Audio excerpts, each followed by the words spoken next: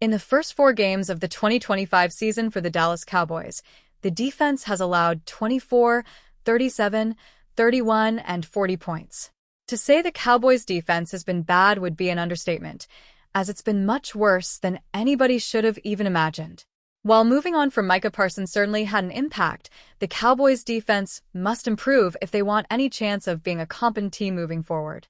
With Jerry Jones also believing this is a playoff team, that's something he'll have to fix ahead of the trade deadline if he thinks that. When speaking to reporters about how the defense has looked, however, it doesn't sound like Jones is too worried as of now. Instead, he believes the offense will find a way to improve as the year goes along, and that it even did so against the Green Bay Packers on Sunday. If you felt it, even though they scored 40 points, our defense improved as that game went along right before your eyes, Jones said, per the team.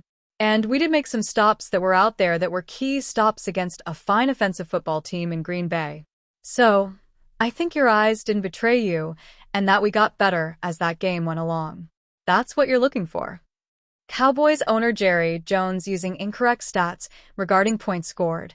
The Green Bay Packers scored more in the second half than they did in the first half, so Jones' comments would statistically be incorrect. However, there have been some instances throughout the year where the Dallas Cowboys defense has looked fine. Sadly, for the most part, it's something that hasn't been up to standard. Had the Cowboys not moved on from Parsons, they might be in a better spot. However, Parsons was fed up with what Jones was doing, and it was clear. Jones responded to Parsons' comments about him not being man enough to tell him about the trade when it happened. "I really don't want to respond to that at all," Jones said when asked about Parsons' comments. "But that phone call thing got stopped when he told me to take his number off my dial. It was don't call him anymore. So I quit those calls." Can the Cowboys' defense improve? Jones isn't the only one in the Dallas Cowboys organization who believes the defense can improve. Solomon Thomas, who has posted 13 tackles in 3 games, thinks all the defensive struggles are fixable. As long as that's the case, the Cowboys will find some success in the later stages of the season.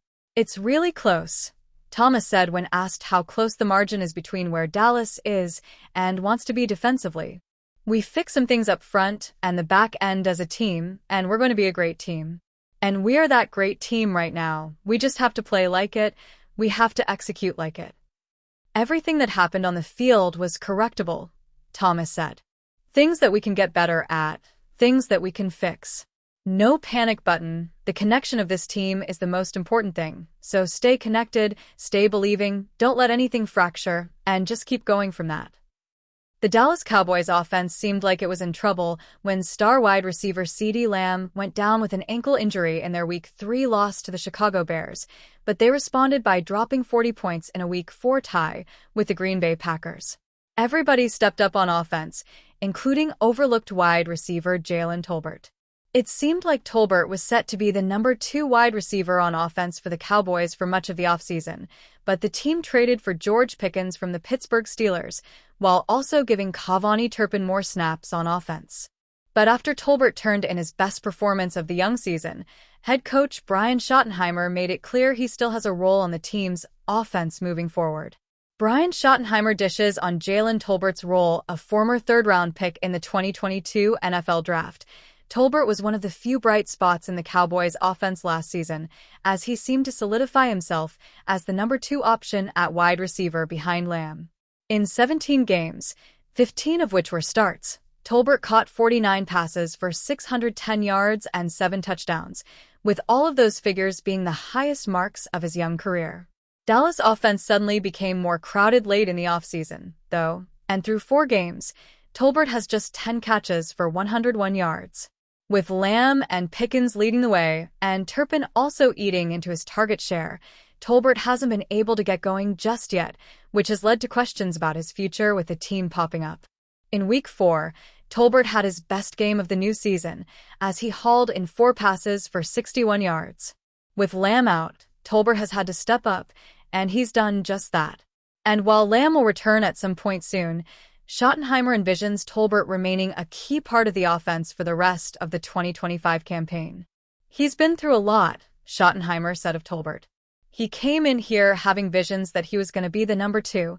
He's been challenged quite a bit. He and I have had a lot of talks. He's a special young man. What do I say? Keep being consistent, keep being you, don't change, and his time is gonna come.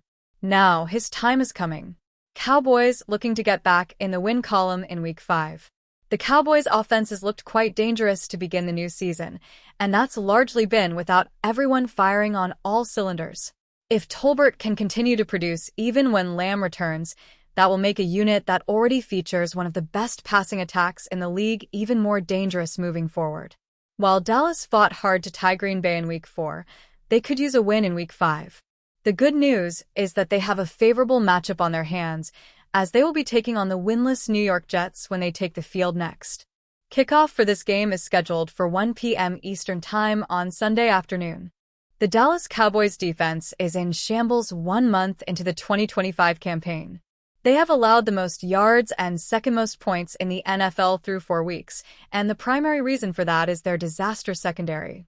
Darren Bland has been dealing with an injury. Trayvon Diggs is not looking like himself. The Kyer Elam trade has not worked so far, and Donovan Wilson is showing signs of decline. It is therefore difficult to understand why the Cowboys are sitting idly by instead of making moves to address these concerns. On Wednesday, the front office watched a former Cowboys cornerback sign with the Baltimore Ravens. Amani Oruwariye, who spent last season in Dallas, will be joining the Ravens following injuries to Marlon Humphrey and Nate Wiggins, per NFL insider Jordan Schultz. Cowboys should have brought back Amani Oruwariye. Cowboys fans likely remember Oruwariye from his special team mishap in Week 14 against the Bengals. With 2 minutes left in the game, the veteran defender muffed a blocked punt that was eventually recovered by Cincinnati, who eventually scored to win the game. This play stole all the headlines and became the representative of the disastrous Cowboys season. Outside of that one play, however, Oruwariye was more than competent as a backup. His season was limited to 7 games for starts due to injuries, but when he was available, he held his own, finishing with a 60.0 overall defensive grade and a 63.9 coverage grade on Pro Football Focus. While those may not seem that impressive at first, they would rank 3rd among the team's current crop of cornerbacks. Considering how poorly Elam and Trikweze Bridges have played so far, it would be difficult to argue that Oruwariye wouldn't be an obvious upgrade. Yet, the frustration towards owner/general manager Jerry Jones and the Cowboys' top brass is less about Oruwariye and more about the lack of urgency in addressing the obvious weaknesses of the team. There is the sense that defensive coordinator Matt Eberflus and head coach Brian Schottenheimer are doing more of the same and are expecting different results week in and week out. If every single member of Dallas secondary is playing worse than their best versions, then only schematic issues can be to blame, but more depth and quality, especially from players familiar with the organization, could have certainly helped.